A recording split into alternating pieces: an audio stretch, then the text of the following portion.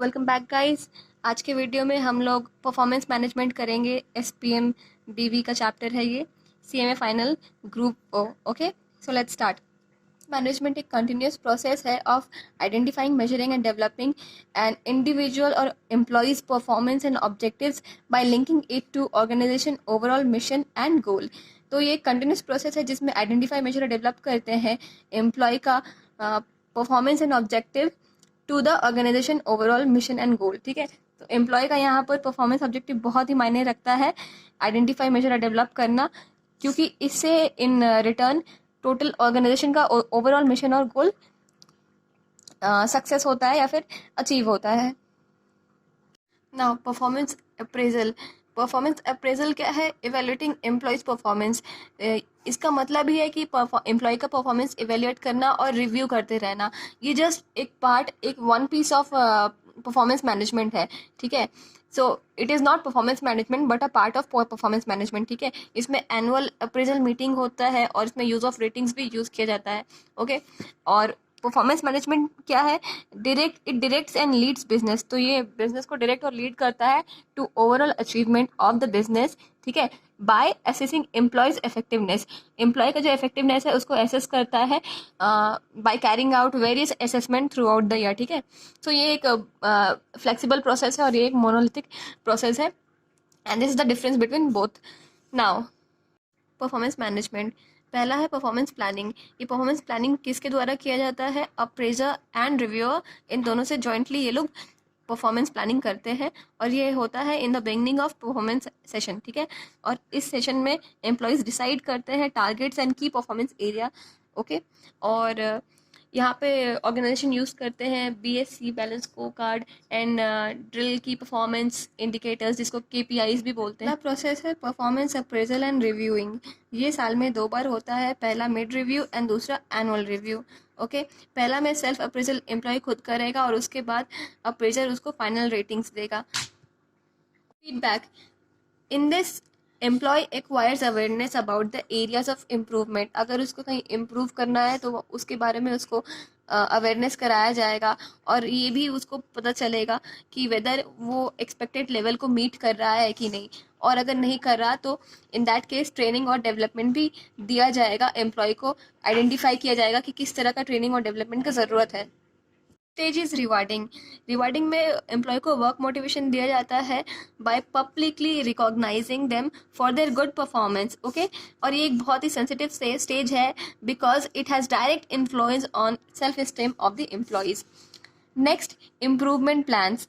तो यहाँ पर इम्प्रूवमेंट प्लान्स बनाया जाएगा एम्प्लॉयज़ के लिए। अ फ्रेश सेट ऑफ गोल्स दिया जाएगा, न्यू डेडलाइंस गिवन किया जाएगा for their activity and for the project. जो भी उनका काम है उनके लिए नया नया डेडलाइंस दिया जाएगा और एम्प्लॉय को कम्युनिकेट किया जाएगा अबाउट एरियाज ऑफ इम्प्रूवमेंट। किस किस एरिया में उनको इम्प्रूव करना है इसके बारे में उनको बताया जाएगा। Next and the last is potential appraisal. यहाँ पे lateral and vertical movement of employees होगा, shifting of their places by implementing competency mapping and various assessment techniques.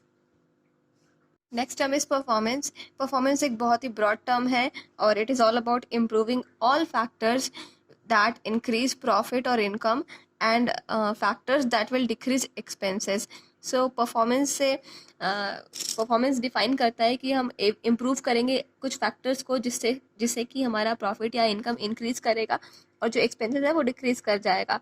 Also it results in more output per unit input. मतलब जो input का जितना हमारा input है उतने में हम ज़्यादा से ज़्यादा आउटपुट अचीव कर पाएंगे। Next, productivity. Productivity examines relation between output and input. Okay, ये प्रोडक्टिविटी हमारा एफिशिएंसी और कैपेसिटी डिटरमाइन करता है या फिर इससे हम अपना प्रोडक्टिविटी बता सकते हैं कि कैसा है। ओके, अगर हमारा कैपेसिटी जो है, जैसे कि हम गिवन नंबर ऑफ इनपुट से ज़्यादा से ज़्यादा आउटपुट प्रोड्यूस कर सकते हैं तो हमारा एफिशिएंसी ज़्यादा है और कैपेसिटी भी ज़्यादा है। ठीक है, एफिशिएंसी और कितने भाग में डिवाइड हो सकता है? Technical and allocative. ओके, और एक चीज़ यहाँ पर क्या है? Alternative way of improving productivity. हम प्रोडक्टिविटी को कैसे इम्प्रूव कर सकते हैं या इंक्रीज कर सकते हैं? हम लोग इंक्रीज कर सकते हैं अगर हम लोग एक मतलब जो हमारा इनपुट है हम उतने ही इनपुट में ज़्यादा से ज़्यादा आउटपुट प्रोड्यूस करेंगे तो हमारा प्रोडक्टिविटी इंक्रीज कर जाएगा। या फिर हम अपना इनपुट को कम कर सकते हैं to produce the same set of output. एक सेम लेवल ऑफ आउटपुट को प्रोड्यूस करने के लिए हमारा इनपुट कम यूज़ हो रहा है, तो वो भी प्रोडक्टिविटी इंक्रीज करेगा। या फिर हम जो इनपुट है जितना, उसमें हम ज़्यादा से ज़्यादा आउटपुट प्रोड्यूस कर रहे हैं, तो भी हमारा प्रोडक्टिविटी इंक्रीज करेगा। ओके, नाउ एफिशिएंसी हम लोग दो भाग में डिवाइड करेंगे, technical efficiency and allocative efficiency. Technical efficiency achieve होता है जब firm obtains maximum output from a set of input. वही बात है, हम ज़्यादा से ज़्यादा आउटपुट प्रोड्यूस कर पा रहे हैं from a set of input. हमारा इनपुट इतना ही है, कांस्टेंट है, और उसमें ही हम ज़्यादा से ज़्यादा आउटपुट प्रोड्यूस कर पा रहे हैं, तो ये हमारा टेक्निकल एफिशिएंसी है।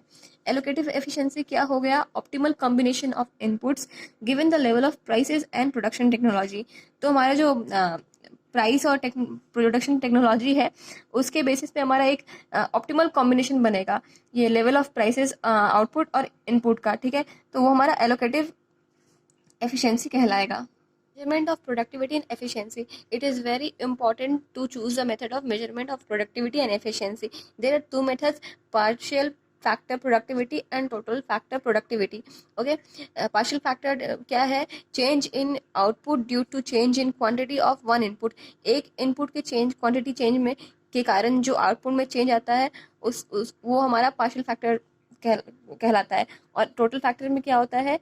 Change in output due to change in quantity of more than one input. तो एक से ज़्यादा इनपुट में चेंज आ रहा है, जिसके कारण से आउटपुट में चेंजेस आ रहा है, तो वो हमारा टोटल फैक्टर प्रोडक्टिविटी कहलाता है।